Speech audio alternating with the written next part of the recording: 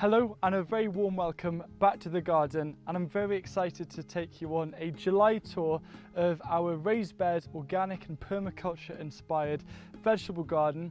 We've got 19 raised beds outside and 2 raised beds in the solar tunnel, and I'm just going to show you what's growing on and how things are progressing. This year I tried a completely different method of gardening, which is intuitive or no rules gardening rather than creating a garden plan. So hopefully you find it interesting, because this garden had no garden plan at all and it's just developed as the season has developed. So I'm going to start off with this first raised bed here.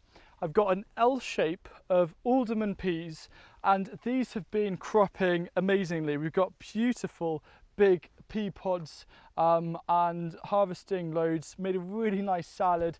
All you need are garden peas, a lot of them, tomatoes, cucumbers, a bit of salt, bit of olive oil. Absolutely delicious, a pure taste of summer. Then behind there we actually have a courgette, which I'm just going to see how that develops, and a cornflower, and we've already harvested a lot of lettuce that has now been removed. Moving down the bed, this is where I had the initial swede and a bit of parsnip failure. Some of the parsnips have come through, probably about 3 plants, but I then replanted the swedes from modules and they're growing really well. I've never grown swede from modules before, but I am most definitely going to try again, because they got obliterated by flea beetle and voles and moles, and I think this method is a lot better. And something that will be a common appearance in this garden is lots of cosmos. I was inspired when I went to visit Liz Zorab, and she had so much cosmos last year. This is just beginning to flower, but yeah, you'll see it a lot around the garden. Something that I try and put a big emphasis on every year is succession planting. So this was where we had our new potatoes, which initially were obliterated by frost, even though we protected them, but they bounced back, had a good harvest, and then I put in some leeks. So at the top here you can see these first 4 rows are looking more upright in comparison to these leeks, and I just wanted to show you how leeks rebound. So these ones were planted out about a week before these. So if you see your leeks looking a little sad and tired like this, don't worry, they will bounce back soon enough. Here's our main salad bed. We've got Swiss chard and perpetual spinach here. It's beginning to run to seed. Great thing that I love about it though is even if Swiss chard or perpetual spinach runs to seed, you can still eat the leaves. They don't go bitter like they do when lettuce bolts. Then I've got a couple of rows of lettuce that we've been harvesting a lot of. And then this is more of an ornamental mustard greens mix that has also gone to flower, as you can see, but very often I like to just let things go to flower, as you'll see with some more lettuce later on. You can still eat the leaves, but it just adds a bit of structure, and also these lovely yellow flowers are pretty beautiful as well. These have been a massive success this year. These are the sugar snap peas. Norley they're called, is the variety. They're just beginning to go over now, but they are so tasty. I tried them as a monge too, didn't really work, but let them bulk up a bit, and man, they are so sweet. I've been sticking these in loads of stir fries. I'm actually going to let a lot of these grow so I can save their seed, just because I love them so much. Behind the peas, out of view, I have 2 varieties of dwarf French bean, including yin yang, which is a new addition to the garden, and it will be interesting to see how it does. And then I have a row here of lettuce grown using the Charles Dowding method, and honestly we just have so much lettuce. We've been harvesting these for weeks and it's such a brilliant method. Now here is the kale bed, or primarily the kale bed. I've been into planting it with a lot of radish that has been very successful. There's actually a second batch of radish going in there. I feel now the kale has got a little bit too big, so I'm not too sure that this radish, if it will get enough light to create roots. But I've got the Russian red kale and also the dwarf curly green kale, one of my favourite varieties, really hardy, and I'm going to leave this in until around April next year when it starts to flower and you get all of those flower shoots, and it's an absolute excellent replacement to purple sprouting broccoli. Then, as I mentioned before, I've actually got more cosmos here. This is absolutely amazing. There's also lupins hiding behind, which you can see in the B-roll at the moment. They've been absolutely gorgeous. Went in earlier this spring, actually. And then in front of me, this is actually one of my favourite beds in the garden. But I did an experiment where I grew runner beans, and then underneath I interplanted parsley. Parsley likes to grow in shade, otherwise it can run to seed easily, and we've just had way too much parsley. It's been such a big success. This is our squash and cucurbit bed. You might feel that there's a lot of wasted space in between, and perhaps there is, but I just like growing this way. It likes to keep it nice and tidy. Perhaps there is actually space to put another plant in here, but these grow so massive and so quickly that often, even if I try and grow something else, it will get swamped before it's ready. Now, in the middle I was growing a chogia, and that's a trailing squash, but unfortunately it got absolutely destroyed by the wind. We've had a lot of windy weather. So I've just put in a spare plant there, and hopefully that's going to be okay. But it's nice to be harvesting a lot of the courgettes. Here I've got a striato, which is a Italian striped courgette, and an absolute staple summer crop. And I just love to roast these with a bit of olive oil and garlic, and they taste so good. This here is pretty unusual because it's turning yellow, and usually I'd think that this is malnourished and perhaps needing some intervention in terms of an organic feed, which I haven't actually used this year.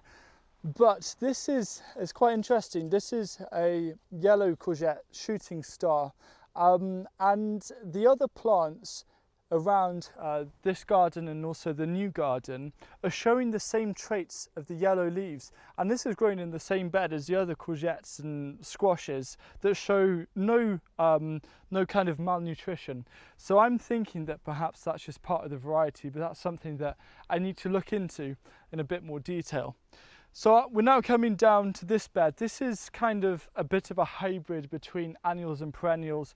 By next year, it should just be a complete perennial vegetable bed as I experiment with those. Firstly, on the annual side, we've got the sweet peas, one of the 3 sweet pea wigwams here, a bit of cosmos behind it, more cosmos, lettuce in front, pak choi. This didn't work, it did run to seed, but letting it flower, because why not? Then behind this I've got, I believe it's a perennial kale and a purple tree collard. I've got more sugar snap peas of the Norley that were planted a little bit later, and those are in their prime right now, so it's nice to space that out a bit. Then here we've got asparagus, planted earlier this spring. I seem to be doing well. I've got another asparagus bed which I'll come on to later. I've really got to get round to actually supporting these, so that will be kind of my next main job. And then moving down more into the shade, I've got perpetual spinach that I've planted out around the hostas. And then I've got various kind of climbing things, for example, Caucasian spinach, some dwarf beans here just as an experiment, and then these here are dwarf Jerusalem artichokes. The bed behind me is mainly soft fruits and rhubarb, but I'm just going to focus here on the Jerusalem artichokes. I absolutely love these, how tall they grow. They're looking so lush, and it really, when I'm up close, I feel like I'm in a jungle. These are a staple crop for us during winter, and they're highly productive as well and very resilient, and they do grow really well in partial shade. So a lot of people worry about them spreading, but we've managed to contain them in this space, in this part of the raised bed, for the last 15 or so years. But yeah, Jerusalem artichokes, aka sunchokes, I absolutely love them. Here is the second early potatoes bed, but we're going to treat them more as a main crop and really try and let them die down. Already harvested some of them though. You might be able to see the handle of a fork because this is the 5% of the dig part of the garden. The rest of the garden is kind of 95% no dig. This will be the last time I grow potatoes just this way. Try to give it one more shot, but wasn't very happy. My plan now for this bed is at the moment to, once the potatoes have gone, really try and treat the soil with a lot of organic matter just so I can turn it into a no dig bed and keep this covered ready for October, where I'll plant a load of garlic. Perhaps I'll plant this whole bed up with garlic, but that's kind of my thinking with the direction that I'm going to take this one in. So behind the runner beam structure is where we get a lot of the wind coming into the garden. So the idea is this can act a bit of as a buffer zone to protect the garden. It hasn't obviously done its job extremely well because of the loss of the courgette, but turbulence within the garden is out of our control. So at the top I actually have 4 potato plants here. These are Shetland Black, sent to me from Shetland. They're flowering now, and I'm just going to let these again die down and give these a harvest and see how they perform. Then I've got a couple of swede amongst here, then some kale. I had some spare plants, so the thing about intuitive gardening is it's a lot of plugging gaps. So if there's a bit of space and I have some spare plants, put it in. Then radish here, been really good actually, this radish. Yes, some kind of unusual shapes, but this one's a really good one. This is a cherry bell. I'm going to be starting off for a load more radish because I want to try pickling them. And then again, plugging gaps here, some multi-sown mixed beetroot variety, and also these are leeks that were started off in modules. I never usually do that. I just tried it and they should be okay. Then some more radish, and then finally a spare courgette plant here. So here's a prime example of just using intuitive gardening to really, if I have spare plants, find a home for them and still get crops. This bed is just an example of a polyculture, which is how a lot of beds are this year. I've got spinach, it's gone to seed. That's okay, I'll just try it again a bit later on in the season. Also been growing some radish in between, like that, loads of radish, which is great. Then obviously more cosmos.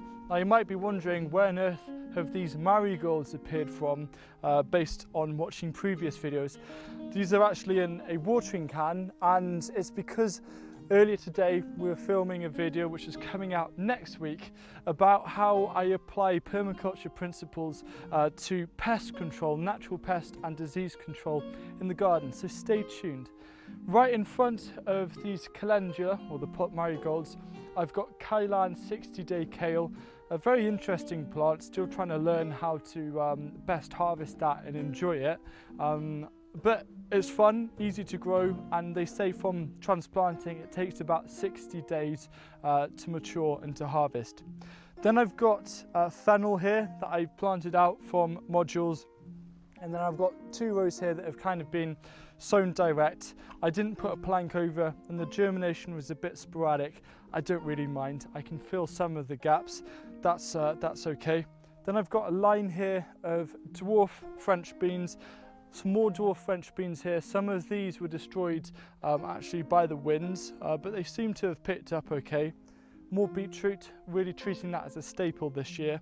And then here, more runner beans. I've really been trying to add a lot more wigwams around the garden this year. I think it looks great. And this is quite interesting. It's beginning to climb up.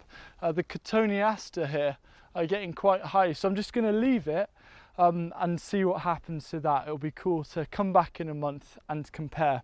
And then behind in that corner was the seed bed for the leeks, which you had seen earlier in this video that were placed, the new potatoes, but I've got some spare ones there which will go somewhere else. Something I've been trying to do is just to introduce some more flowers, hence a cosmos, and turn it a bit into a potager garden. I've got, this isn't actually meant to be a flower, it's an example of letting something go to flower. It's coriander, and every time I walk past I get a lovely smell of coriander, and I'm going to try save the seed from them. Here I've got cornflower, which is a mixed variety, as you can see, some amazing pinks, purples and blues. And then Gypsophila Covent Garden is the little white flowers, which also look lovely. Then I've got beetroot, and beetroot is one of my absolute favourites and plays an integral role in our diets. You can see they're just beginning to reach the ideal size. I mean, my ideal size is a massive beetroot because I'll usually cook it anyway, but I've been starting to eat these, like making a borscht and things like that. Really happy with the beetroot. 6 rows. These are actually sown direct. I do a bit of multi-sowing, but I also do like to sow direct beetroot, as I did in the previous bed. Then here, very simply, got carrots. They're probably some of them about a month away from harvesting for my ideal size. For me, it's kind of the bigger the better, not so worried about flavour, usually because I add them into stews or chuck a load of herbs or honey onto them. But these are doing well. Use the plank method to aid germination. And then up here, just because there's a bit of spare netting, I put in 5 cabbages just to protect from cabbage root fly, but it really hasn't been that necessary over the last few years. Here's the onion bed. These onions are Sturon, grown from sets. I never grow onions from seed, honestly, because I can't be bothered with that extra bit of faff, and I always get really good results from sets. You can see the size of some of these are amazing. These are just beginning to flop over, which means it's close to harvesting. I'll probably go through and just bend over the tops to help with the storage. So I don't always do that. I don't find it make that much of a difference. And then just here, a bit of cosmos, because a couple died off for some reason ages ago. So I had a spare cosmos plant to put in. Then at the top, I did have a different onion variety. It just didn't perform very well at all. So I let these self-sown lettuce just continue growing. They've just begun flowering, and yeah, it's just something nice and something different. And again, just letting nature sometimes do what it naturally does to bring in some beneficial insects. Earlier this season, this bed started off as the broad beans bed. Those have all since been cleared. You can see the evidence of them because they grew quite high, and it almost blanched the base of these sweet peas, which are really starting to grow tall and beginning to flower. And these smell amazing in the evening. Just grow them for the smell, honestly, even though they look beautiful. Then moving down, these are just spare courgettes, not looking too happy. They're looking a bit better since I've put them out because they were root bound. And I'll just see what happens.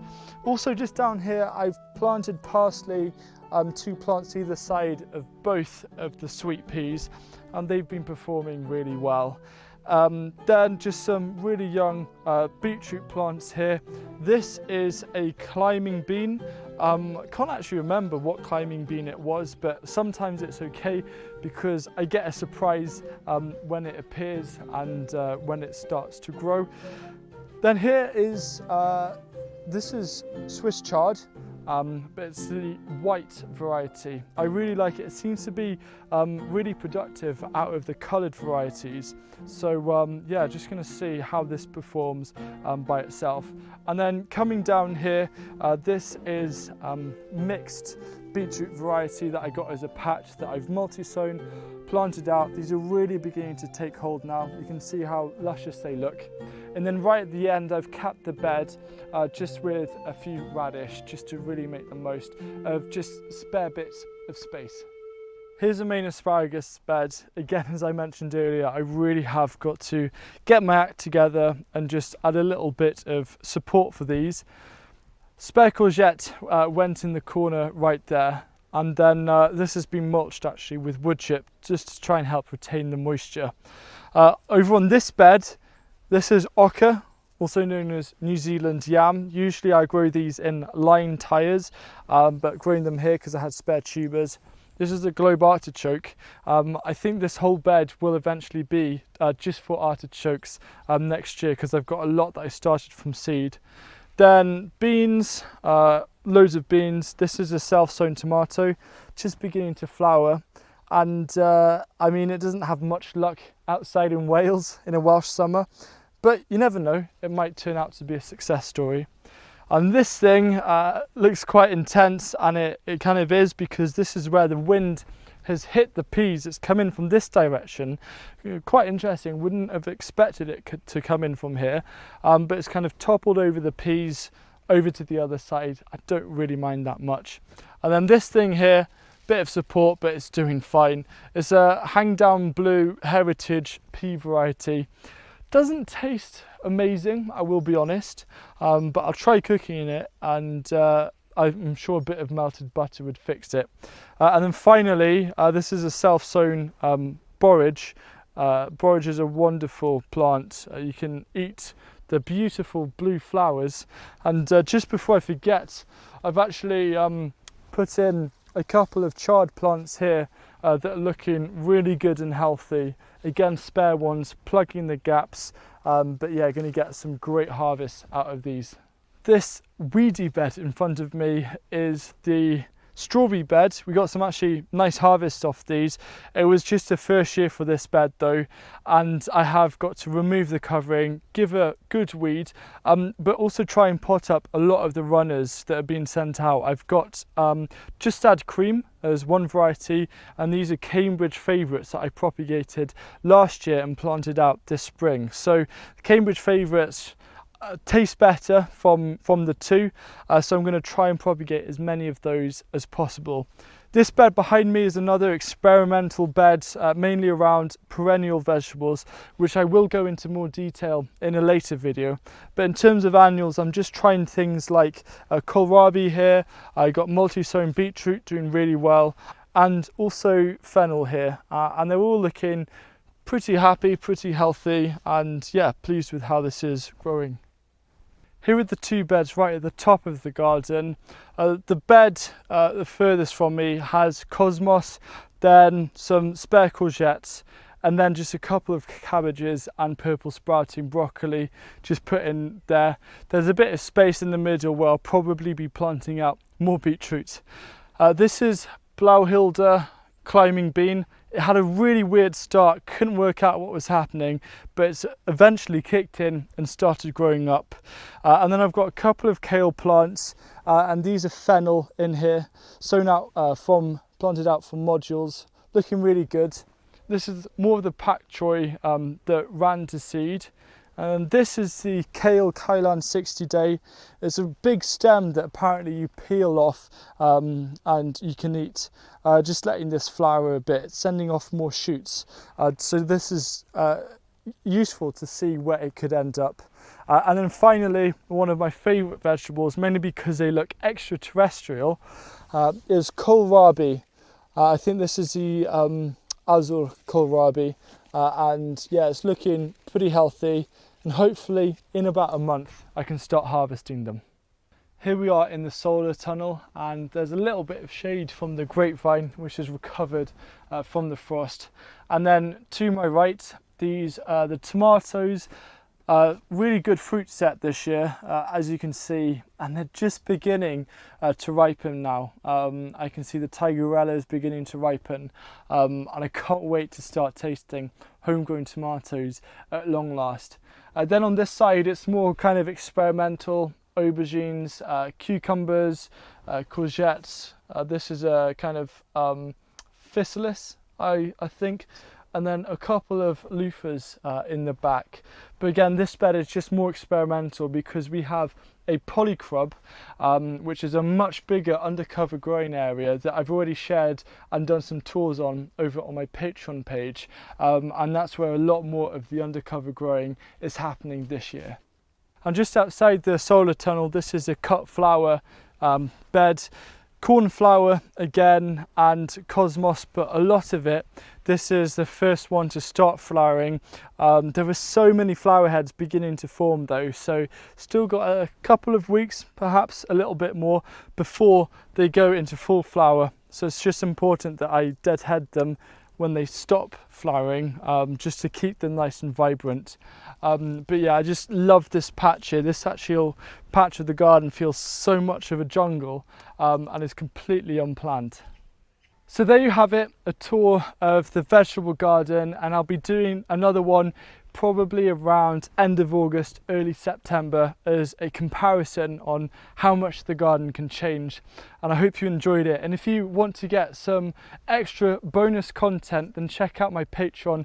I upload 2 exclusive videos every single week showing you more things about gardening and behind the scenes on projects that I'm working on. So thank you very much for watching, and I look forward to seeing you again next week, where, if you remember, we're talking about pest and disease control.